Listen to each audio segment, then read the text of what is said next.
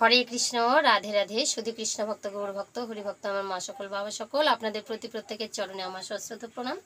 প্রণাম জানাই আমার সাধুগুরু বৈষ্ণব মণ্ডলীর চরণে, অনলাইনে উপস্থিত যত আমার দাদা মায়েরা রয়েছেন, আত্মীয় স্বজন, ভাই বন্ধু সকলের চরণে অন্তরঙ্গ স্থল থেকে ভালোবাসা, প্রণাম ও ধন্যবাদ।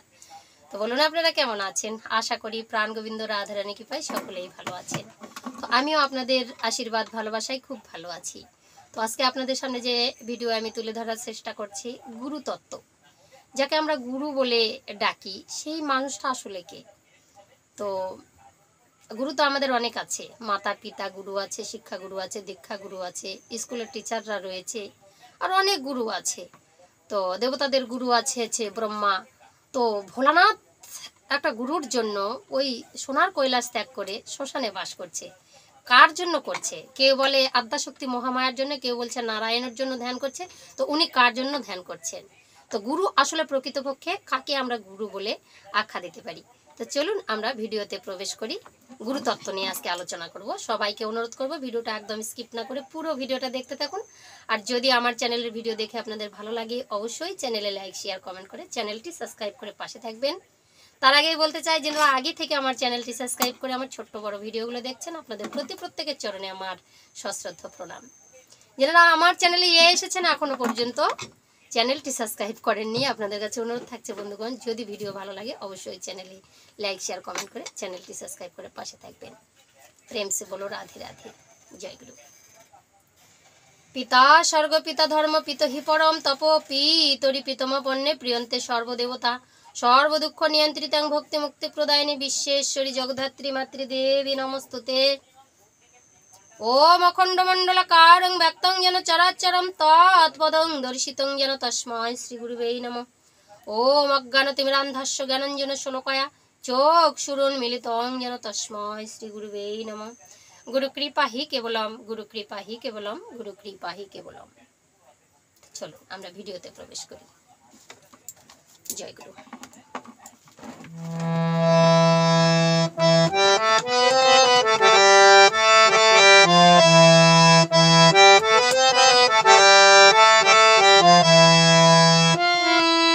যার জন্য শিব যোগী, যার জন্য শিব যোগী শ্মশানে বাস করিছে, বলে যারে ডাকি সেই মানুষটাকে, বলে যারে ডাকি সেই মানুষটাকে। যার জন্য শিবযোগী শ্মশানে বাস করিছে, গুরু বলে যারে ডাকি সেই মানুষটাকে। আসল মানুষের সন্ধান নিতে হবে, কারণ ভোলানাথ দেবতাদের আদি দেবতা, দেবাদিদেব মহাদেব। তো তিনি সোনার কৈলাস ত্যাগ করে শ্মশানে বাস করছেন, ছাই ভস্ম মেখে সংসার ত্যাগ করেছেন, তিনি যোগী হয়েছেন। কার জন্য ধ্যান আরাধনা করছেন? সেই প্রকৃতপক্ষে আসলে গুরুটা আমাদের কে? চলুন।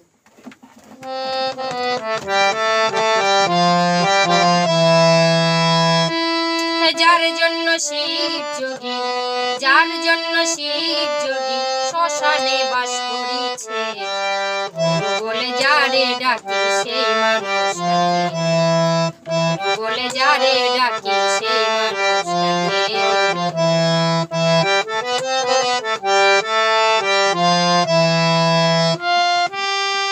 আর শিক্ষা গুরু, দীক্ষা গুরু, মাতা পিতা বর্তমান, মনে মনে কর্ণে শুনে দুই নয়নে দেই প্রমাণ।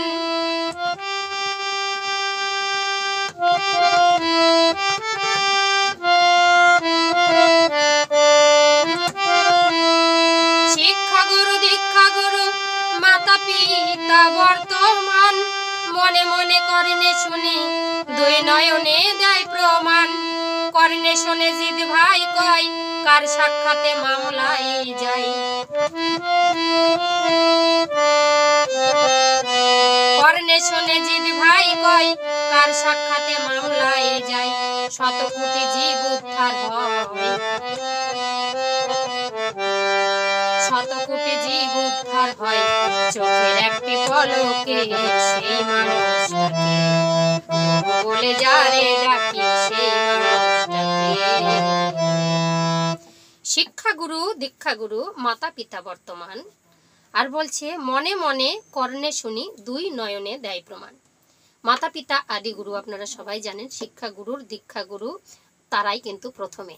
তো এটা আমরা কানেও শুনেছি, মনে মনে অনুভবও করি। যখন পিতামাতা হারিয়ে যায়, দুই নয়ন তার প্রমাণ দেয় কতটা স্নেহ ভালোবাসা আমাদেরকে দিয়ে মানুষ করেছে। যখন থাকে না পৃথিবীতে, হঠাৎ করে বুকটা হু হু করে ওঠে। পিতামাতা কি ছিল, যার নেই তারাই জানে একমাত্র পিতামাতা হারানোর জ্বালাটা কি।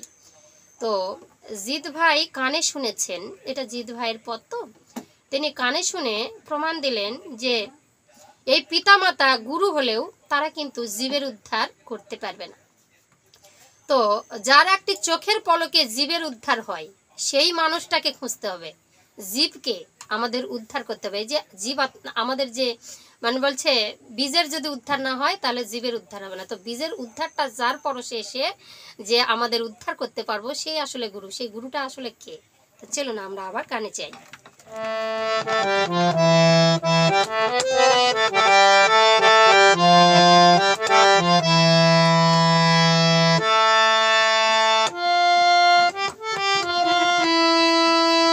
আর হাজার হাজার কর্ম করি, হাজার হাজার কর ঘোরাই, বীজের উদ্ধার না হইলে জীবের উদ্ধার নাই রে ভাই।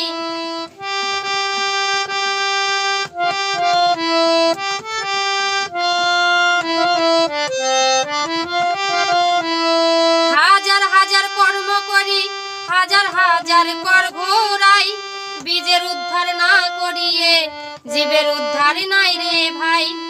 বীজের উদ্ধার করে যে শিক্ষা দীক্ষার গুরু সে,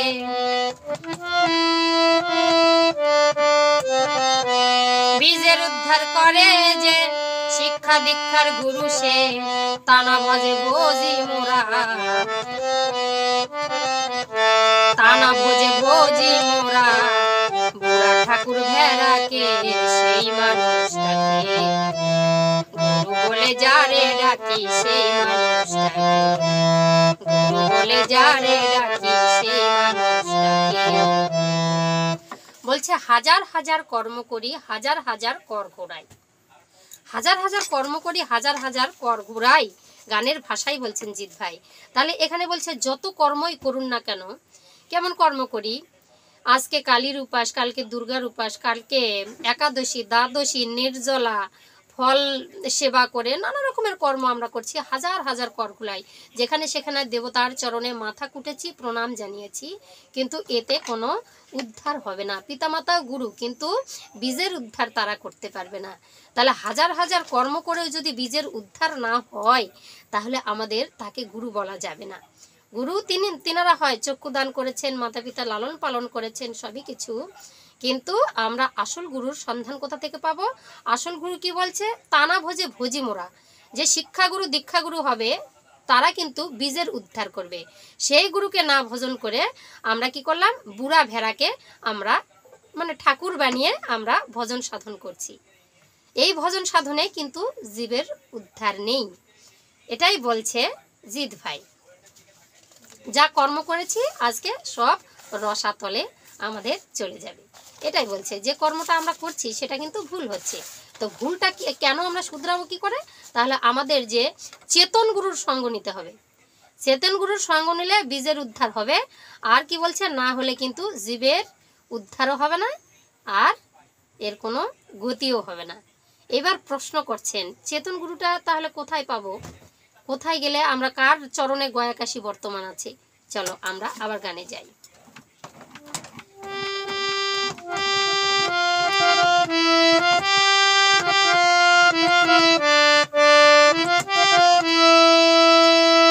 আর কোন গুরুর শ্রীপাদ পদ্মে গয়াকাশী বর্তমান, কোন গুরুর নাম করিলে ভয়ে পালাই কাল সমন।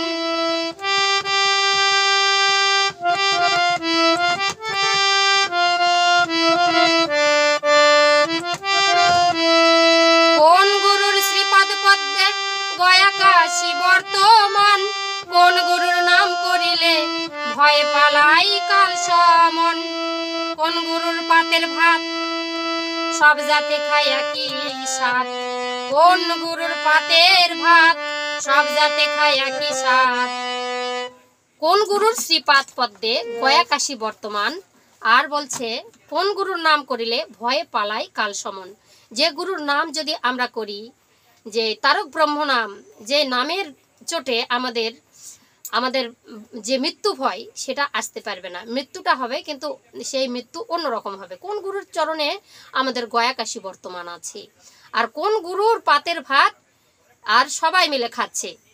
চণ্ডাল যা বলছে কি ব্রাহ্মণ রাধিয়া ভাত দেয় চণ্ডালের মুখে, সেই গুরুটাকে ব্রাহ্মণ রান্না করে চণ্ডালের মুখে দিচ্ছে, কিন্তু এখানে হচ্ছে ভুল সেবা হচ্ছে। চণ্ডাল ব্রাহ্মণকে সেবা দেবে, তাই না? তো এটা কি বলছে, ব্রাহ্মণ যেমন আমরা হচ্ছে জাতি বর্ণ ভেদে ব্রাহ্মণকে আমরা উচ্চ পদে ধরি, তাহলে আমাদের মতো শূদ্র চণ্ডালেরা ব্রাহ্মণের সেবা করবে। কিন্তু এখানে কোন ব্রাহ্মণ চণ্ডালের ভাত কেড়ে খাচ্ছে, একই সঙ্গে সেই চণ্ডালদের সেবা দিচ্ছে আর চণ্ডালের ভাত একই পাতের মধ্যে কেড়ে খাচ্ছে। সেই রকম গুরুর সন্ধান করতে হবে যে কোন গুরু এমন আছে, এটাই বলছে। তো এখানে উল্টা সেবা চলছে, তো উল্টা সেবাটা কে দিচ্ছে, সেই গুরুটা আসলে কি? আবার কি বলছে, কোন গুরুর শ্রীপাদ পদ্মে কি বলছে, নখমণির দর্শন, অলোকে গুলুকে হয় গুরু শিষ্যের সম্মিলন, পূর্ণচন্দ্র ভগবান বলকার হৃদয়ে বর্তমান। চাঁদ ধরা চাঁদ বলাই চাঁদ কয়, আর দয়া করো রূপাইকে, সেই মানুষটাকে। চলুন আর একবার হয়ে যাক।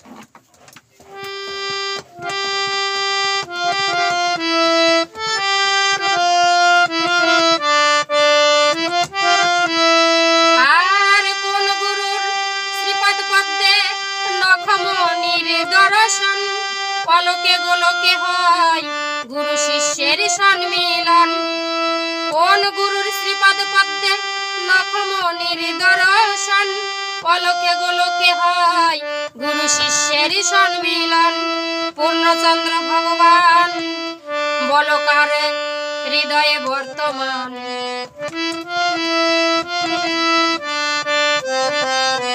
পূর্ণচন্দ্র ভগবান কার হৃদয়ে বর্তমান, চাঁদ ধরা চাঁদ বলাই চাঁদ কয়, চাঁদ ধরা চাঁদ বলাই চাঁদ কয়, দয়া কর রূপাইকে, সেই মানুষটাকে বলে যারে ডাকি, সেই মানুষটাকে বলে যারে ডাকি, সেই মানুষটাকে। এই যে হচ্ছে প্রশ্ন, কোন গুরু শ্রীপাদ পদ্মে নখমণির দর্শন, অলোকে গোলকে হয় গুরু শিষ্যের সম্মেলন। দেখুন এত সুন্দর একটা পদ। পূর্ণচন্দ্র ভগবান কার কাছে আছে? চন্দ্র সূর্য আমাদের দেহের মধ্যে আছে, কোথায় আছে বলো, কার হৃদয়ে বর্তমান। এবার বলছে চাঁদ ধরা চাঁদ বলাই চাঁদ কয়, এই পদটা আর এক গুরুদেব বললেন, দয়া করো রূপাইকে। তো দেখুন এবার বলছে উত্তর, বাবা গোসাই উত্তর দিলেন, আমাদের বাবা গোসাই তরণী সেন মহন্তের এই গানটি লিখলেন, আমাদের বাবা গোসাই তত্ত্ব সম্রাট এর বিশ্লেষণ দিয়েছেন। তরণ সেন তত্ত্ব বাউল, তো বাউল সম্রাট উপাধি পেয়েছেন যিনি। তো সহন গুরুর যে সেধে শঙ্কর, সহন গুরু সেধে শঙ্কর হয়ে গেল মৃত্যুঞ্জয়। সহন গুরুটা কি? আর বর্তগুরু তত্ত্বগুরু করে নেওয়া নির্ণয়। এই যে বর্তগুরু আর তত্ত্বগুরু, যে তত্ত্ব দেবে আপনাকে, যে উদ্ধারের পথ দেখাবে, সেই গুরুটাকে আর বর্তমান গুরুটাকে। এই যে মৃত্যুঞ্জয় হয়ে গেল, সহন গুরুকে সেধে আরাধনা করলো। সহন গুরুটা কে? সহন গুরুকে সেধে কি বলছে, দীক্ষা গুরু শিক্ষা গুরু হচ্ছে মাতা পিতা। কি বলছে, রসরতি পিতা মাতা, দীক্ষা শিক্ষার হয় অপার। রসরতি পিতা মাতা, রসরতি দিয়ে আমাদের যে জন্মটা দিলেন, তো তার মহিমা অপার। এবার দীক্ষা শিক্ষা দিয়েও তারা কিন্তু বড় করেছেন। এবার বলছে মনমতি কর্ণ চৈতন্য অষ্ট কালে অভিসার, এগুলো সব কিন্তু পিতামাতার দেওয়া। এবার বলছে দ্বিতলাতে এ গুরুতত্ত্ব, ত্রিকালেতে দিচ্ছে সাক্ষ্য, তাতে কোটি কীট যে ধীর পায়। দ্বিতলাতে এ গুরুতত্ত্ব, দ্বিতলাতে কে অবস্থান করেন? ত্রিতলাতে দিচ্ছে ঠাই। দ্বিতলাতে আমাদের যে ভগবান শ্রীকৃষ্ণ রাধারানীকে নিয়ে এখানে বিরাজ করছেন। তো এই দেহের মধ্যে পিতামাতা বর্তমান আছে, প্রত্যেকটা দেহেতেই আছে। এটি হচ্ছে তোমার ইরা পিঙ্গলা যে নারী আছে, যে বাম নারী ইরা, এখানে হচ্ছে নারী শক্তি। আর ডান নারী হচ্ছে পিঙ্গলা, এখানে হচ্ছে পিতা মানে পিতৃশক্তি। এই দুটো কিন্তু আমাদের শরীরের মধ্যে আছে। আর যখন এই দুটো নারীর টানে সুষুম্ন নারী আমাদের জাগ্রত হয়, সেখানে আমাদের কি হয় যে ত্রিনয়ন খুলে যায়, ত্রিতলতে দিচ্ছে সাক্ষ্য। যখনই খুলে যায় তাতে আমরা বুঝতে পারবো এই তত্ত্বগুলো কি। এগুলো ধীর স্থির মতি হয়ে গুরু আশ্রয় নিলে আমরা তবে জানতে পারবো, একটি চেতন গুরুর যদি আমরা দর্শন পাই বা কৃপা পাই। তো কি বলছে, শিক্ষামন্ত্র নেওয়ার পরে যে আমাদের মূল বিষয়, এক ফোঁটা বিন্দু আমরা মাটিতে পদার্পণ বা ফেলতে পারবো না, পতন করতে পারবো না। তো পিতৃহত্যা এটা করলে, শিক্ষামন্ত্র নেওয়ার পরে পিতৃহত্যা করলে এর অপরাধ বাবা কি বলছে, এর ব্রহ্ম অপরাধের সমান হয়। তো আমাদের চেতন গুরু, শিক্ষা গুরুতে যখন আমরা যাব, চেতন গুরু আমাদেরকে শিখিয়েছেন যে আমরা এই যে বিন্দুটা কেমন করে ঊর্ধ্বগতিতে নিয়ে যাব, সেই পথটা কিন্তু আমাদেরকে শিখিয়ে দিয়েছেন। এবার সেটা জেনে শুনে, কেউ যদি বাবা জেনে শুনে বিষ খায় তো তাই সে তো মরবেই। তো শিক্ষাগুরুর আশ্রয়ে যখনই যাওয়া যাবে তখন কিন্তু আর আমাদের বিন্দু পতন করা যাবে না। গুরুদেব আমাদের সেই রকম উপনয়ন দিয়েছেন যে নয়ন দ্বারা আমরা কিন্তু এই বিন্দুকে ঊর্ধ্বগামী করতে পারবো। তার জন্য প্রাণায়াম দিয়েছেন, কোন প্রাণায়াম করলে আমাদের সেটাকে আমরা কন্ট্রোলে নিয়ে আসতে পারবো। প্রতিনিয়ত সেই বীজের যে মৃত্যু বলছে, বীজের যদি উদ্ধার না করো তো বীজের উদ্ধার কেমন করে হবে, নিম্নগামী বীজ ঊর্ধ্বগামী করা যাবে, মস্তকে ফিরিয়ে নেওয়া যাবে, তখনই হচ্ছে বীজের উদ্ধার হবে। সেটাকে বিছানায় যেন আমরা নষ্ট না করি, আর তখনই আমরা জীবের উদ্ধার করতে পারবো। জীবে দয়া করলেই, মানে সেগুলো তো হাজার হাজার সহস্র সহস্র সন্তান ধেয়ে আসছে মাতৃজনিতে ঢলে পড়ার জন্য, মা বাঁচাও বাঁচাও করে, তখন কিন্তু তাকে আমরা রক্ষা করতে পারছি না। মা কি আর অত সন্তানকে বাঁচাতে পারে? বিছানার মধ্যে নির্গত হয়, সেই সময়ে সময়ে খনিতে খনিতে নষ্ট হয়ে যাচ্ছে, মারা যাচ্ছে সন্তানেরা। এই যে পিতামাতার একটি ভুল, এই পিতামাতার এই যে তোমার এই যে পাপগুলো, এটা ব্রহ্ম পাপ হয়ে যাবে যখন গুরুর আশ্রয় নিয়ে, শিক্ষা গুরুর আশ্রয় নিয়ে সেটাকে যদি আমরা বাঁচাতে না পারি। যার জন্য বলেছে চেতন গুরু আমাদের যে নয়ন দিয়েছেন, সেই নয়ন দ্বারা, সেই জ্ঞানের দ্বারা আমরা সেটাকে ঊর্ধ্বগতিতে নিয়ে যেতে পারি আর বীজের কিন্তু উদ্ধার করতে পারি। সেটা যদি না করি তাহলে কিন্তু আমাদের নিশ্চয়ই ব্রহ্ম পাপে লিপ্ত হব। তো বলছে কি, সে শিখাবে উজান গতি, সে যে শিখাবে উজান রতি, সেই শিক্ষাতে হইব ব্রতী। গুরুদেব যে উজান, যে আমাদের রতিটাকে উজান দিকে নিয়ে যাওয়ার যে শিক্ষা দিয়েছেন, সেটা আমাদের ব্রত হবে। গুরুর আশ্রয় নিয়ে সেটাই ব্রত আমাদেরকে করতে হবে, করেই যেতে হবে, কোনোদিন থামা চলবে না, কোনোদিন এটাকে আমরা বিন্দুকে নষ্ট করতে পারবো না। একমাত্র যদি আমাদের সৃষ্টির কাজে লাগাই তখনই কাজে লাগবে, তা বাদে অন্য সময় আমরা এটা করতে পারবো না। তো কি বলছে এরপর, পিতৃসত্য রক্ষা করার জন্য ব্রত পালন করে যেতে হবে, এটা চালিয়ে যেতে হবে। আর নইলে কিসের গুরুর প্রতি, গুরু কেন আমরা তাহলে আমরা ধরবো, আমাদের শিক্ষাগুরুর কোনো প্রয়োজন নেই।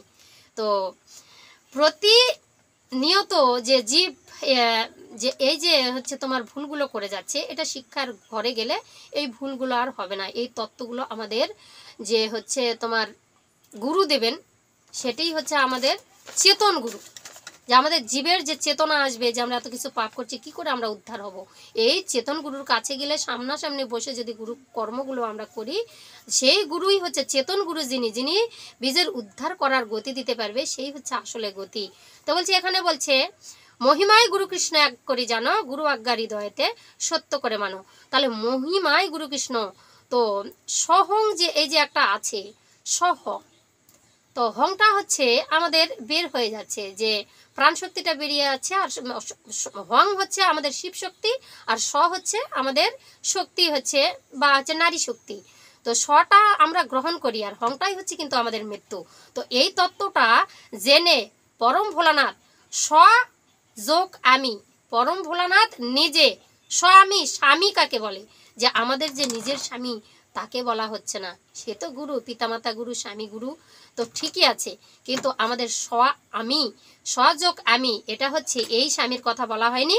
এই স্বামীর কথা বলা হয়েছে যে আমাদের মহিমায় গুরু কৃষ্ণ, শ্রী গোবিন্দ গুরু রূপে এই পৃথিবীতে যখন আবির্ভূত হয়েছেন, তো প্রত্যেকটা মানুষের মধ্যে নয়, যে গুরুকে দেখলে বুঝা পারবো, যে আমরা বুঝতে পারবো যে আমাদের জীবগুলোকে আমরা উদ্ধার করতে পারছি। বীজের আমরা উদ্ধার করতে পারছি, সেই চেতনা যিনি দিবেন সেটি হচ্ছে গুরু বা ভগবান নিজে, স্বভগবান নিজে ভগবান গুরুরূপে এসেছেন। সেটি হচ্ছে আমার পতিত পাবন অনাদির আদি শ্রীকৃষ্ণ দয়াময়। শ্রীকৃষ্ণ দয়াময় তো নিজে আমাদের দেহের মধ্যে বারবার কিন্তু যাতায়াত করছেন। ভোলানাথ এটা জানলেন, সহং, হং হয়ে শিবশক্তি বেরিয়ে যাচ্ছে, স হয়ে প্রকৃতি শক্তি ভিতরে আসছে। এই যে প্রাণ শক্তি হচ্ছে শক্তি, তো এটাই হচ্ছে হংস শক্তি, উল্টা দিলেই এটা হয়। তো এটাই হচ্ছে অজপা নাম, এই নামই জপ করছেন ভোলানাথ, পরম ভোলানাথ সেই শ্মশানে ফোশানে ঘুরছেন সেই ভগবানকে ধরার জন্য, প্রাণ শক্তিকে আটকানোর জন্য। এই যে প্রাণ, প্রাণ গোবিন্দ অনাদির আদি সেই হচ্ছে তোমার যে শক্তি, সেই প্রাণ শক্তিকে আটকানোর জন্য বলছে কি চোর দিয়ে চোর ধরাধরি। এই যে প্রাণ গোবিন্দ আমাদের যাতায়াত করছে, অনায়াসেই যাচ্ছে, কেউ বুঝতে পারে কেউ পারে না।